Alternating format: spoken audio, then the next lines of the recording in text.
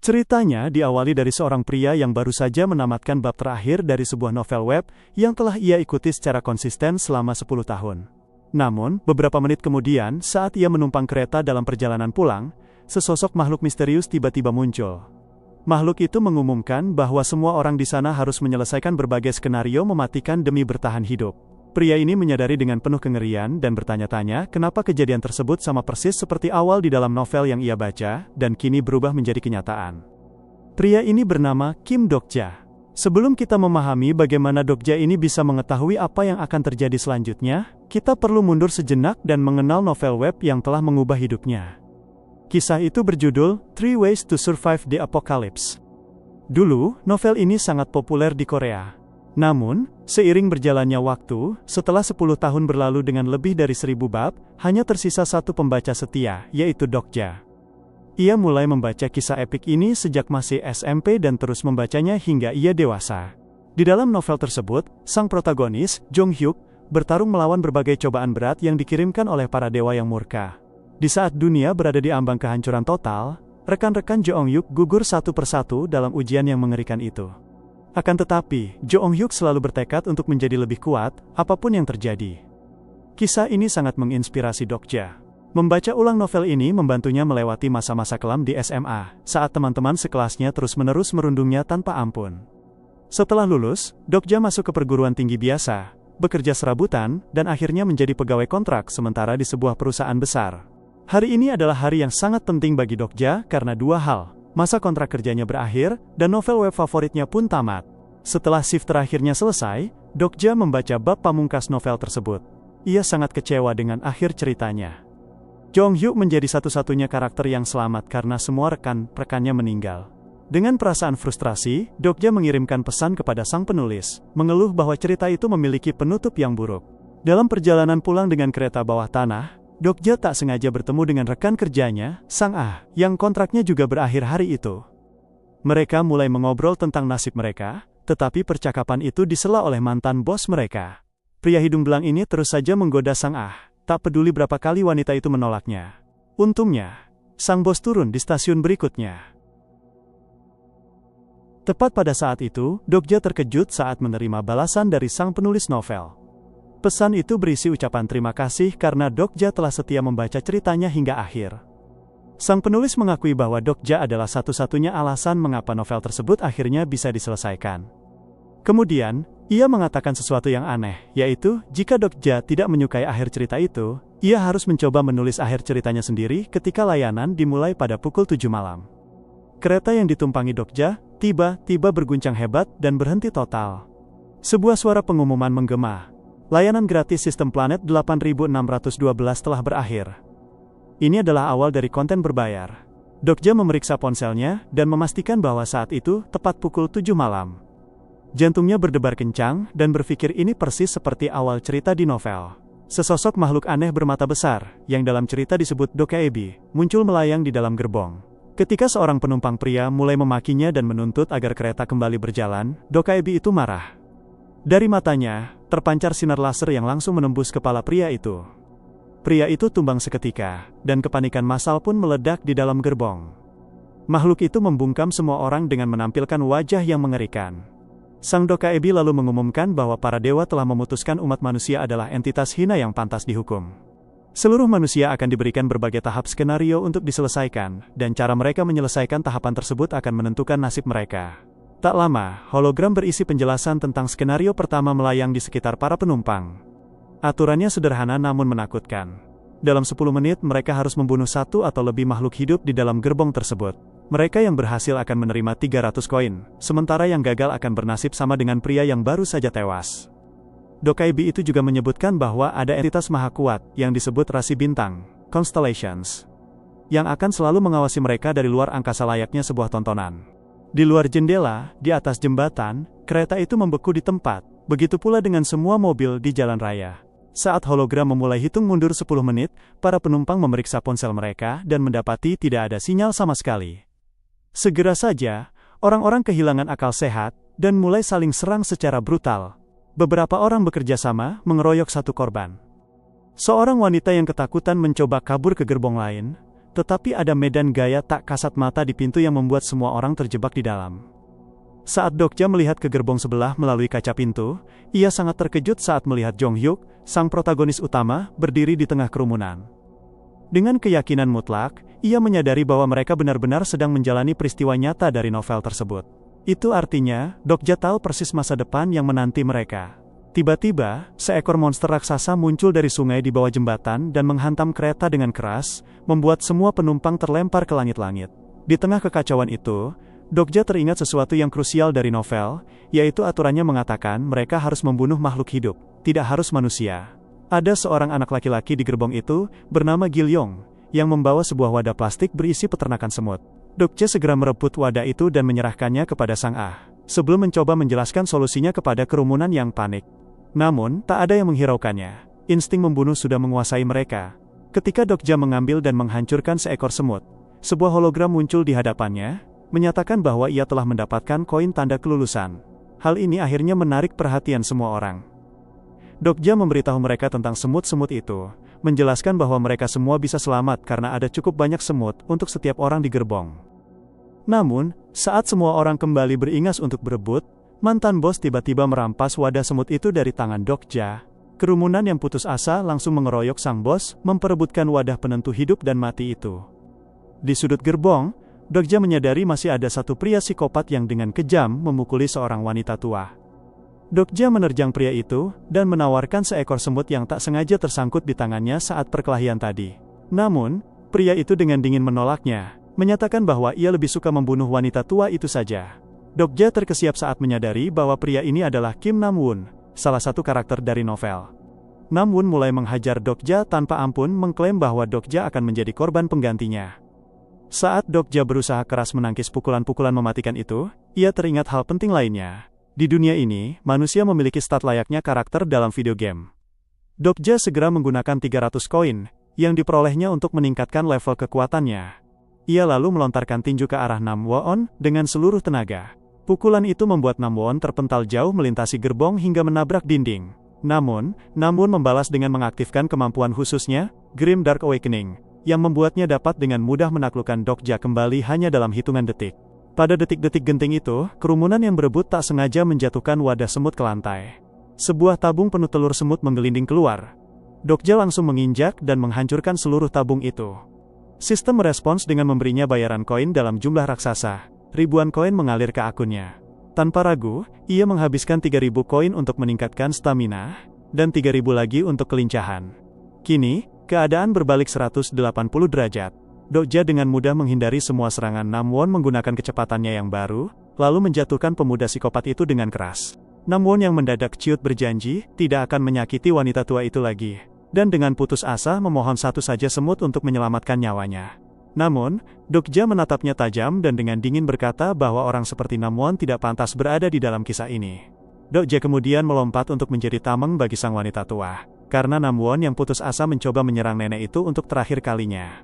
Dokja meletakkan seekor semut di tangan sang nenek, dan menutup jemarinya untuk menghancurkan serangga tersebut tepat sebelum waktu habis. Suara sistem mengumumkan bahwa tahap pertama telah berakhir, dan semua pihak yang gagal seketika tewas dengan kepala berlubang parah. Sayangnya, semut terakhir ternyata berhasil lolos dari genggaman lemah sang wanita tua, dan ia pun ikut meregang nyawa, menghembuskan napas terakhirnya meski Dokja telah berusaha sekuat tenaga menyelamatkannya. Doka Ebi itu muncul kembali dan mengucapkan selamat kepada 17 manusia yang berhasil selamat dari gerbong tersebut. Kini tiba saatnya bagi mereka untuk menerima hadiah dari para rasi bintang atas pertunjukan mereka. Dokja ingat bahwa rasi bintang adalah entitas maha agung yang menonton tahapan skenario dari luar angkasa, yang menikmati perjuangan dan penderitaan manusia sebagai tontonan murahan. Setiap penumpang mendapatkan daftar rasi bintang yang ingin mensponsori mereka, dan mereka harus memilih satu. Namun, menerima sponsor berarti utang nyawa dan kebebasan yang harus dibayar di masa depan. Untuk saat ini, Dokja memutuskan untuk menolak semua tawaran sponsor. Tiba-tiba, kereta mulai miring dan jatuh karena monster sungai raksasa itu mencoba menyeret seluruh gerbong ke dalam air. Seorang pria, berotot mantan tentara berusaha mati-matian membuka pintu dengan tangan kosong. Dokja langsung mengenali pria itu sebagai Lee Hyun-sung, karakter kuat yang kelak akan sangat penting. Saat air mulai membanjiri kereta, Dokja mengajari Hyun-sung cara mengakses dan menggunakan keahlian khususnya. Hyun Sung mengaktifkan kemampuan kekuatan supernya, memungkinkannya membengkokkan pintu logam baja layaknya mengoyak selembar kertas. Semua orang bergegas memanjat keluar dari gerbong yang tenggelam. Dokja menyadari bahwa Gilyong kecil masih meringkuk di dalam, menangisi peternakan semutnya yang hancur. Dokja meminta maaf karena telah merusaknya, lalu menggendong dan membawa bocah itu keluar dengan selamat.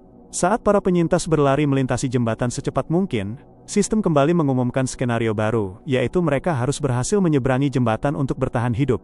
Untuk mempersulit keadaan, monster raksasa tadi menghancurkan sebagian besar jembatan, menciptakan jurang menganga yang lebar, sebelum kembali masuk ke dalam sungai. Seakan itu belum cukup, Dokaebi menjatuhkan sebuah gerbong kereta di atas jembatan dan membangkitkan semua mayat penumpang yang baru saja tewas menjadi zombie, memaksa mereka memburu para pemain yang masih hidup. Dokja dan Hyun Sung berusaha mati-matian menahan gelombang zombie ini, tetapi mereka dengan mudah kewalahan oleh jumlah yang tak berujung. Pada momen kritis itu, Sangha berhasil mengaktifkan kemampuan magisnya, yang menciptakan jembatan benang energi bercahaya, yang membentang melintasi celah jembatan yang hancur. Para penyintas mulai berlari di atas jembatan ajaib ini untuk melarikan diri. Sambil berlari, Dokja memperingatkan semua orang bahwa gas beracun akan segera menyebar, jadi mereka harus segera mencari perlindungan di stasiun kereta bawah tanah terdekat. Namun, ia teringat sebuah tragedi dari novel yaitu sang protagonis, Jo Ong-hyuk, sebenarnya akan tewas di stasiun itu saat melawan seekor naga yang sangat kuat. Kematian itu akan memicu Jo Ong-hyuk untuk menggunakan keahlian regresi, yang berarti mengulang waktu kembali ke awal cerita, sementara semua orang di sekitarnya akan lenyap secara permanen.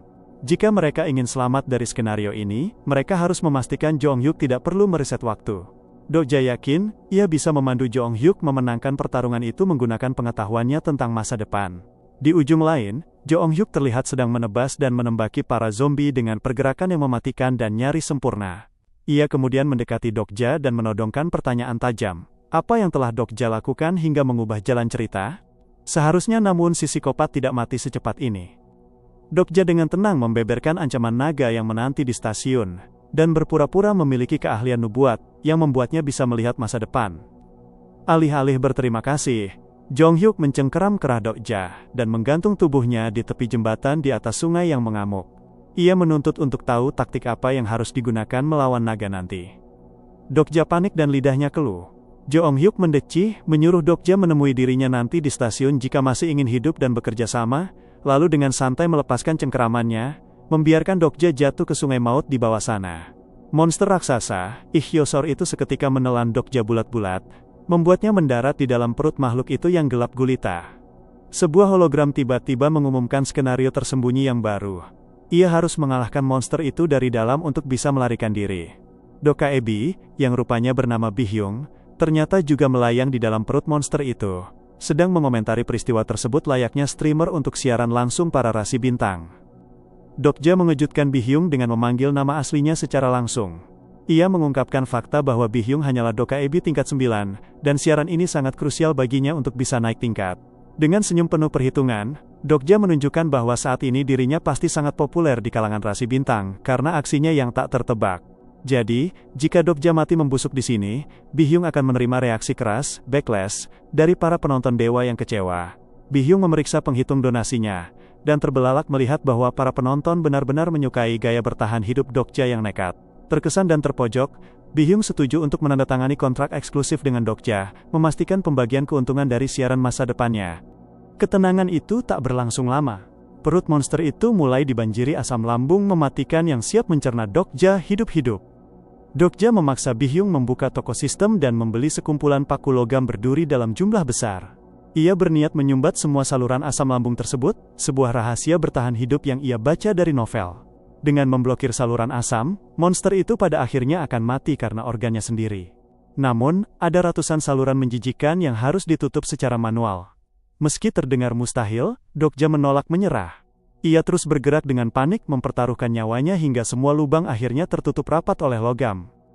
Monster raksasa itu akhirnya tewas. Dokja merobek daging dinding perutnya dan menarik keluar inti, nukleus, makhluk tersebut yang sangat berharga. Ia memerintahkan Bihyung untuk menukarkan inti ini di toko dengan benda super langka bernama Ether of Fate, Ether kepercayaan. Sebagai bonus karena telah menghibur penontonnya, Bihyung melemparkan paket perlengkapan pemula kepada Dokja, yang berisi sebuah masker pelindung berfilter tinggi. Dokja mengenakan masker itu sesaat sebelum merobek jalan keluar, karena di daratan, gas beracun berwarna hijau pekat telah menyebar kemana-mana. Ia ambruk kelelahan di tepi sungai berbatu, sementara rentetan notifikasi tawaran sponsor dari para rasi bintang yang kagum membombardir layarnya. Muak dengan suara bising, ia mematikan semua notifikasi itu, agar bisa fokus memulihkan diri. Perjalanan berlanjut. Dokja mampir ke sebuah minimarket yang hancur untuk mencari perbekalan. Di dalam, ia menemukan pemandangan mengerikan. 2 gadis telah tewas mengenaskan, sementara gadis ketiga, bernama Jung Hewon, dalam kondisi kritis dan nyaris tak bernapas. Tiba-tiba, kaca depan toko hancur berkeping-keping diterjang monster belalang sembah raksasa.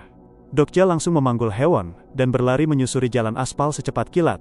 Monster itu mengejar mereka dengan agresif, merobek mobil dan tiang lampu di jalurnya.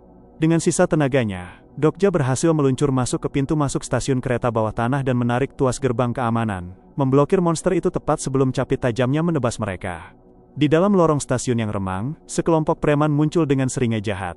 Mereka terkejut melihat Hewon ternyata masih hidup. Dokja langsung mengenali mereka dari alur novel.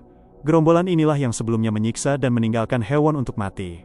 Tanpa ragu, Dokja menginvestasikan 1.500 koin untuk melipat gandakan kekuatannya dan mulai menghajar pria-pria itu tanpa ampun demi melindungi Hewon. Sang pemimpin preman mencoba membalas dengan keahlian khususnya, tetapi Dokja, dengan atribut fisiknya yang kini jauh di atas manusia normal, dengan santai menghindari semua serangannya dan mematahkannya. Saat preman-preman itu hendak mengeroyok Dokja dari segala arah, sekelompok penyintas lain tiba di lokasi, dipimpin oleh seorang pria bernama Cheon In-ho.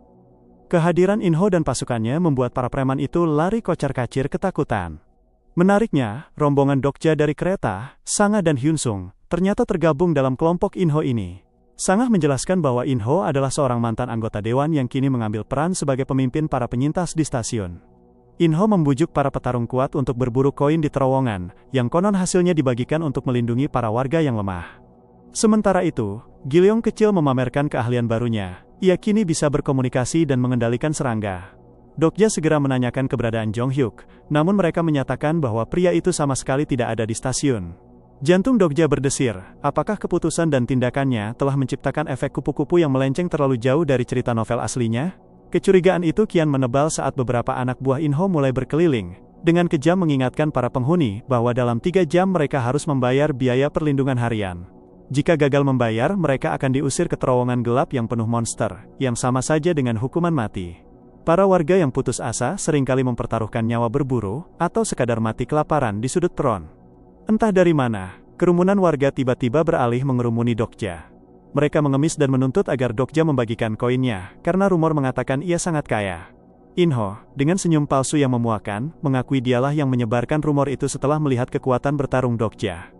Ia meminta maaf atas kelancangannya, dan dengan nada memelas memohon agar Dokja bersedia menjadi pahlawan bagi warga yang tak mampu membayar. Namun, Dokja tahu betul siapa Cheon In-ho yang sebenarnya. Dalam novel, In-ho adalah seorang manipulator kejam yang menjual umat manusia kepada para rasi bintang, membuang kemanusiaannya demi mengubah dirinya menjadi monster yang berkuasa. Mengetahui isi hati busuk In-ho, Dokja menolak mentah-mentah permintaannya. Kerumunan warga yang bodoh dan putus asa mulai mengamuk dan hendak menyerang. Untuk meredam kekacauan, Dokja mengajukan solusi alternatif. Alih-alih membagikan uang secara cuma-cuma, ia berjanji akan menyelesaikan sumber masalahnya malam ini juga dengan membasmi monster terowongan sendirian.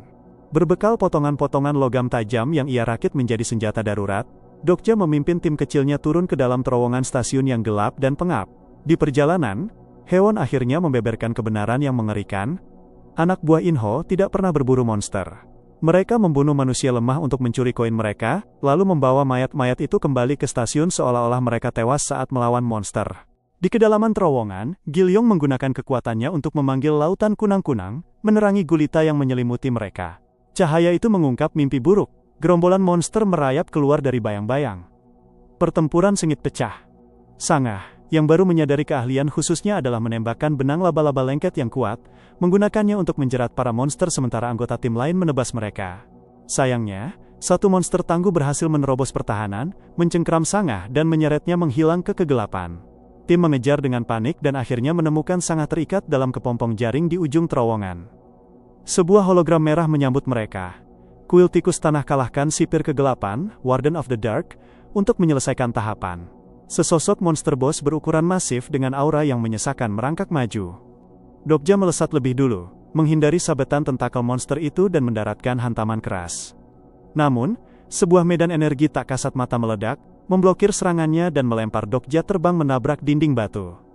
Hyunsung yang berotot maju mengambil alih. Pukulan beratnya berhasil menembus pertahanan sang monster, memaksanya mundur dan melompat ke langit-langit terowongan. Terdesak, monster itu melepaskan keahlian tertingginya. Illusory Prison, penjara ilusi. Kemampuan mengerikan ini mengunci tubuh target, dan menghancurkan pikiran mereka, dengan memaksa mereka memutar ulang kenangan paling traumatis, dan menyaikitkan secara terus-menerus hingga otak mereka hancur. Keahlian itu langsung menelan Haewon. Matanya kosong, memaksanya kembali ke malam jahanam saat Inho dan gengnya menyiksanya. Namun, dengan refleks kilat, Dokja berhasil mematahkan ilusi tersebut dan menarik Haewon kembali ke realita, tepat sebelum ia berlari menyelamatkan Gilyong. Sialnya, Hyunsung terperangkap telak dalam ilusi itu. Mantan prajurit itu menjerit histeris, tersiksa oleh memori kegagalannya menyelamatkan rekan-rekan tentaranya di masa lalu. Dokja berusaha mati-matian menebas sang monster untuk membebaskan Hyunsung, tetapi medan gaya monster itu menangkis semua serangannya, hanya menyisakan getaran yang merontokkan bebatuan bercahaya dari langit-langit. Bos monster itu mengaum memekakan telinga, memanggil puluhan minion untuk mengeroyok mereka. Dokja memanggil Bihyung dan membuka toko sistem untuk membeli item White Star Pure Energy, energi murni bintang putih, tetapi ia kekurangan 1000 koin. Sementara Haewon mempertaruhkan nyawanya menahan gelombang minion dan melompat ke punggung bos monster, Dokja bergerak liar membantai monster-monster kecil hingga koinnya cukup. Segera setelah energi putih itu ia suntikan ke senjatanya, bilah logam rongsokan itu bersinar terang, memberinya kekuatan tebasan kritikal sekali pakai. Dokja meniru manuver Haewon, melompat tinggi, dan membelah punggung bos monster itu dengan tenaga dewa. Monster itu melolong sebelum hancur menjadi abu. Para minion yang tersisa lari ketakutan, dan penjara ilusi pun runtuh. Hyunsung terengah-engah, akhirnya terbebas dari rantai masa lalunya. Dari peti harta karun bercahaya yang muncul sebagai hadiah penyelesaian misi, tim membagi rampasan. Haewon mendapat sepasang pedang pendek mematikan, Hyunsung memperoleh sarung tangan tempur gauntlet yang kokoh, Gilyong mendapat helm telepati untuk serangganya, dan Sangah menerima jubah misterius. Sedangkan Dokja, ia hanya menerima sebilah pedang patah berkarat yang tampak seperti sampah. Namun, ia menyembunyikan senyumnya. Benda rongsok ini adalah Broken Faith, iman yang patah. Jika digabungkan dengan item Ether of Faith yang sedang ia incar, pedang ini akan berevolusi menjadi salah satu senjata terkuat di tahap awal dunia ini. Gilyong yang penasaran memungut batu-batu bercahaya yang rontok tadi. Dokja memperingatkannya bahwa batu itu sangat berbahaya. Memakannya akan membuat seseorang masuk secara paksa ke kondisi penjara ilusi. Meski bos terowongan telah mati, sistem menyatakan tahap stasiun belum selesai. Masih ada satu bos yang tersisa, Cheon Inho. Mereka bergegas kembali ke peron utama. Haewon, yang dikuasai dendam, melesat ke arah sang pemimpin tiran untuk mengakhiri nyawanya. Inho tertawa, dan memerintahkan puluhan anak buahnya untuk mengeroyok Haewon. Namun, pada detik itu juga, rasi bintang sponsor Haewon memberkatinya dengan keahlian baru. Dalam kilatan cahaya pedang yang tak kasat mata, Haewon mencabik-cabik seluruh preman itu hanya dalam hitungan detik. Mayat mereka bergelimpangan di lantai. Tanpa anak buah, Inho terpaksa turun tangan. Ia meninju pilar beton hingga hancur, memamerkan kekuatan fisiknya yang telah dimodifikasi. Lengannya bermutasi menjadi gumpalan otot monster saat ia menerjang Haewon. Namun, Haewon menari menghindari serangannya dan memukul mundur pria raksasa itu ke arah rel kereta. Saat pedang Haewon siap menebas leher Inho, para warga stasiun mendadak berhamburan dan menahan Haewon. Mereka berteriak histeris, mengakui kebenaran yang menjijikan. Mereka tidak ingin tahap ini diselesaikan. Mereka tahu bahwa jika skenario stasiun ini tamat, skenario berikutnya pasti akan jauh lebih sulit dan menelan lebih banyak korban. Mental pengecut mereka memilih untuk tunduk pada penindasan Inho, membayar pajak berdarah setiap hari, asalkan mereka merasa aman di zona nyaman ini. Mereka bahkan berharap kelompok Dokja mati di terowongan agar mereka bisa menjarah koin dari mayat mereka. Di tengah kekacauan itu, suara sistem mengingatkan batas waktu pembayaran pajak perlindungan. Inho menggunakan momen ini untuk memukul mundur Haewon dan berlari kabur ke terowongan. Sangah menembakkan jaringnya ke langit-langit, dan Haewon berayun layaknya pemburu di udara, mengejar Inho dengan kecepatan penuh. Tepat saat ujung jari Haewon hampir menyentuh punggung Inho, sebuah dinding transparan menghempaskannya ke belakang. Inho tertawa penuh kemenangan, mengira ia telah mencapai zona aman. Namun, sebutir peluru sniper menembus kepalanya dari kejauhan, menghancurkan kepalanya bak semangka busuk. Skenario resmi berakhir. Sang penembak jitu, seorang siswi SMA bernama Lee Ji-hye, muncul dan dengan santai memungut koin rampasan Inho. Saat tim Dokja mencoba menyusulnya, dinding transparan masih memblokir jalan mereka. Ji-hye menjelaskan dengan nada bosan bahwa stasiun ini terbagi menjadi beberapa zona. Kejar-kejaran tadi telah membawa mereka ke perbatasan zona baru. Untuk bisa keluar, mereka harus menyelesaikan skenario di zona baru ini pula. Tanpa peduli, Ji-hye melenggang pergi. Dokja mengenalinya sebagai satu-satunya siswi yang membantai seluruh teman sekelasnya demi bertahan hidup, dan kelak akan menjadi murid utama Jeong-hyuk. Suara sistem kembali mengudara tanpa belas kasihan, mengumumkan bahwa zona baru ini berisi 104 penyintas. Dalam 10 menit, gerombolan monster akan menyerbu. Solusi bertahannya? Mereka harus masuk ke dalam lingkaran cahaya di lantai yang disebut Green Zone, zona hijau. Masalahnya, hanya ada 52 zona hijau sebesar tapak kaki yang maksimal hanya bisa memuat 2 orang berdesakan. Matematika sederhananya, setengah dari populasi di ruangan ini dipastikan akan mati dicabik monster malam ini. Neraka kembali bocor. Manusia saling membantai demi sepetak cahaya hijau. Di satu sudut, sebuah faksi yang dipimpin Gong Pildu telah menguasai area VIP, mengkafling zona-zona hijau di baliknya. Pildu membangun sistem pertahanan otomatis berupa senapan magis, yang akan memberondong siapapun yang berani melangkah masuk tanpa membayar uang tebusan koin yang sangat mahal. Dokja menyuruh timnya mencari zona hijau yang belum diklaim. Di tengah kepanikan, Ji-hye muncul membawakan pesan dari Jeong-hyuk. Jeong-hyuk bersedia bekerja sama melawan naga, namun Dokja harus membiarkan teman-temannya mati malam ini dan bertahan hidup sendirian. Syarat egois ini membangkitkan memori pahit Dokja ketika seorang teman SMA menamparnya di depan para perundung agar setidaknya satu dari mereka bisa selamat dari siksaan. Namun, Dokja bukan lagi pemuda lemah di masa lalu. Ia berjalan menuju titik kosong acak di lantai. Bi-hyung lalu mengumumkan pembaruan sistem secara langsung untuk menambah rating penonton. Beberapa zona hijau akan dipindah secara acak. Dan secara ajaib, titik tempat Dokja berdiri menyala menjadi zona hijau. Dokja menatap timnya, bersiap meminta mereka mengorbankan warga lain demi bertahan.